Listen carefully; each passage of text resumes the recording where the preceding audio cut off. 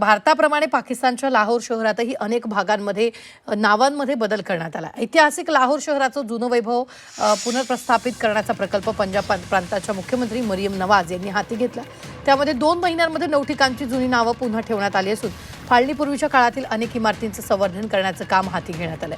त्याअंतर्गत शहरातील अनेक भागांना हिंदू, शीख आणि ब्रिटिशकालीन नावं देण्यात आली आहेत। तर पाहूयात कोणत्या भागाला आता काय नाव देण्यात आलं। मुस्तफाबादचं जुनं नाव हे होतं ते आता बदललेलं नाव धरमपूर आहे।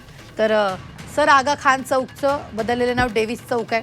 अलम्मा चौकचं आता बदललेलं नाव जेल रोड आहे। फातिमा जिना चौकचं नाव क्वीन्स रोड आहे। तर बागे जिना नाव लॉरेन्स गार्डन असं करण्यात आलेलं आहे। इस्लामपुराचं जुनं नाव कृष्णनगर। बाबरी मशीद चौकचं आता जैन मंदिर चौक असणार आहे। सुन्नतनगरचं आता संतनगर असणार आहे। तर मौलाना जफर अली खान चौकचं नाव आता लक्ष्मी चौक असणार आहे। 12 वर्ष होऊन गेली। मी 12 वर्ष माझा घोषा सुरू आहे लोकसभेमध्ये।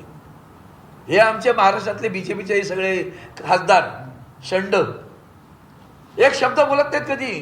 पोस्ट ऑफिसचं नाव डोंगरी पोस्ट ऑफिस, डोंगरी करा ना, का नाही करत? रेल्वेचं घोडमदेव करा, का नाही करत? कॉटोनींचं काळा चौकी पोलीस ठाणे, काळा चौकी पोस्ट ऑफिस, स्टेशनचं नाव ते आमचं कॉटनगिरी, का बरं? मी या सगळ्या केलं बरं। हे मी मागणी करत होतो, निवडणुकीत बोर्ड लावले यांनी, भाजपने बोर्ड लावले। मुंबईतल्या स्टेशनची नावं आम्ही बदलली का? जाऊन बघा आता काय बदलली दिसतात तुम्हाला? इतके ढोंगी खोटारडी निवडणुकीसाठी काही बोलू शकतात, कुठलाही मार्ग अवलंबू शकतात।